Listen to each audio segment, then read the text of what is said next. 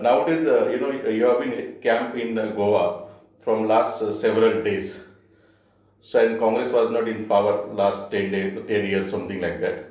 So, what is the feel now after camping so many days here? How you are managing the show, and what is the sense coming up? My presence here is not to manage the show. The show is being managed by Goa's leaders. There are enough capable, experienced leaders in Goa who are managing the show. Our candidates are also, many of our candidates are fresh faces. We have inducted educated candidates. The feedback that I'm getting from them is that the overwhelming majority of Goan voters want a change of government because they have seen BJP's misrule for 10 years. We are trying to convert that anti-BJP feeling into a positive vote for the Congress. Other thing is that what sort of the things you are offering to the voters, Goan voters, because there are multiple parties this time in the elections. It's like some people call it a fish market. Goa is turned as a fish market. So in the crowded market, how you can stand different than the other multiple political parties? So which are the things we are offering and that are really appealing to the voters? See, nobody takes the promises of the AAP or the TMC seriously because we have exposed the fact that the AAP's promises made in Goa are not being implemented in Delhi. Similarly, the TMC's promises made in Goa are not being implemented in Bengal. Mm-hmm. So nobody is taking those promises seriously. Yeah. If you wish, I can go into those promises, but that's not necessary. The real question is, what are the promises made by the BJP versus the manifesto or the vision document of the Congress? Now, our vision document is based on certain very clear needs of the people of Goa. The first one is jobs. Mm. The second one is environment. The third one is economy. The fourth is security. Now on jobs, we have promised that we will convert Goa into a knowledge hub, an IT hub, a pharmaceutical hub, and an educational hub. That will create thousands of jobs. We have said 30% of all government jobs will be reserved for women. Okay.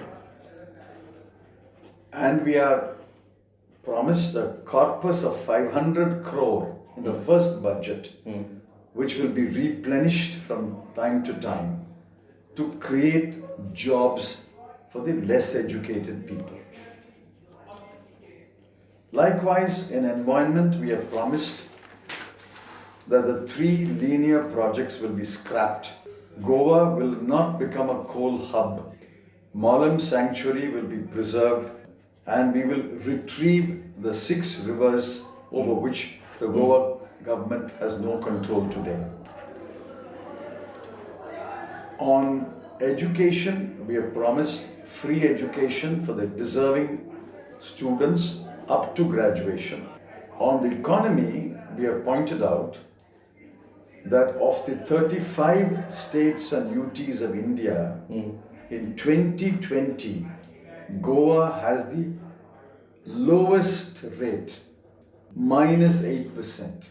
Goa is the worst among the 35 states and UT in 2020 and I'm sure in 2021 also when the figures are published. We said Congress is more competent to manage the economy. Therefore, Congress will reverse this trend and put Goa back on the growth path. Second thing, defection is a major issue in Goa. Many Congress, leader got elected, then left midway to Congress and joined the BJP.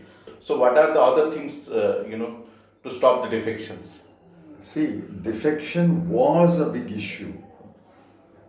But after the entry of the TMC and the AAP, nobody is pointing a finger at the Congress. Why? Because the entire list of candidates of TMC and AAP are defectors. Therefore, nobody is pointing a finger at the Congress. We have not given a ticket to any defector. We have not even admitted a defector to our party. We have taken several steps. One, 30 of our candidates were recommended by the bloc based on the criterion of loyalty. Number two, all our 37 candidates spontaneously took a pledge before in three places of worship. And there is a moral fear that your pledge should not be broken. Third, we have made them sign affidavits which have a certain legal effect. Another thing is that there was there was talk with the TMC, NCP, and for extent the Shiv Sena also to have alliance, but it got fizzled out. What was the exact reason for alliance fizzling out with the TMC? The truth is, the TMC suggested that we should work together and form an alliance. I passed on the suggestion to the Congress leadership. In the meanwhile, before and after making the suggestion, the TMC continued its poaching of Congress leaders. On the December 16, we announced the first list, which contains the name of Reginaldo Lourenco. On December 20, they lure him to the TMC. After that, it is very difficult to canvass the idea that the two parties should work together. Anyway, I did not get any instructions from the High Command to hold talks with the TMC. Okay. And as far as I am concerned, the matter rested there. What about NCP? NCP and Shiv Sena, we did hold talks. Both sides were well-meaning, but they asked for a larger number of seats, which we were not in a position to give, because the total number of seats is only 40. Therefore, we could not find a meeting point. But let me emphasize, NCP Shiv Sena was our friends, are our friends, and will be our friends in the future. If required, their help can be taken to form the government. Yes. Amit Shah and the Modi continue to attack the Congress, despite remaining in the government. If they think that the Congress is no challenge to them, the Congress is finished, why are they attacking the Congress? Why are you talking about the Congress and Congress and Congress alone when you think that Congress is no challenger to you? If Congress is not a challenger, why should I speak about you? Ask them the question. And last one, he has said Nehru has delayed the liberation time. What was your reaction? Because I heard a lot of stories about it. See, this is history being rewritten in the usual BJP way. India was a young independent country in 1947. We did not have too many friends in the world. Nehru steered the country so deftly that within 8 years, Bandung Conference, India became the acknowledged champion of peace and the leader of the non-aligned movement. And then the timing was right in 1961. It is the timing which is important. After we acquired the stature in the world scene, we liberated Goa. That is why not one country opposed the liberation of Goa. Okay. And then Jawaharlal Nehru followed it up by offering an opinion poll. The people of Goa voted to remain independent. So the people of Goa cannot be misled about the contribution of Jawaharlal Nehru to liberation and opinion poll. Whatever Mr. Shah and Mr. Modi may say, people know that these two people do not know history. The mining is a major issue. I traveled that Pramod Sawan constituency also. So that seems to be turning out very big issue. People are, I saw the kids are unemployed as well as their father is also unemployed. See, Yes. Supreme Court judgment banned only illegal mining. Hmm. Legal mining was not banned by the Supreme Court. But Mr. Manohar Parrikar arbitrarily and without any reason stopped all mining. It was a wrong decision. We have promised that within 3 to 6 months of our government, we will start legal and sustainable mining. Okay. So what is the exact number are emerging? It's very tough to predict it. But what exactly your surveys, inside surveys, and all these things showing? I have never believed in surveys and opinion polls. Okay. I go by the feedback from candidates.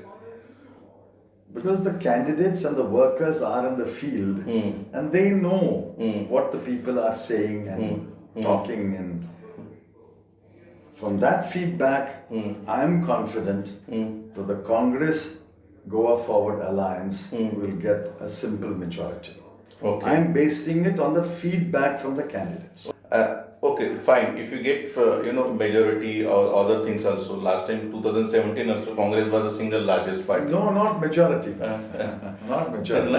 Last time it was a single largest party. Single Largest party. Yeah, I'm saying this time you may get majority, but last time it was a single largest party. Still, it was not able to form the government. That feeling is also among the voter. We vote to Congress, but sometimes they don't perform to form the government. So, what is the point to vote in the Congress again and again? That feeling was there. It is no longer there. Because they know that we have chosen candidates based on loyalty and they have taken a pledge not to leave the Congress. Okay. The moral fear is very, very strong among Goan people. Okay. Because they have taken a pledge before the Mahalakshmi temple, before the Holy Cross, Bambolim Holy Cross, and the Dargah. Okay. The moral fear has reassured the people of Goa that the candidates will not leave the party this time. And the 2017 mistakes will not be again repeated. Take it from me, within 5 minutes of our crossing the magic number, we will be at the governor's house staking out a claim. Within 5 minutes. Thank you very much. Okay. Yeah. Thank you. Nice to talking with you. You're welcome. Thank you.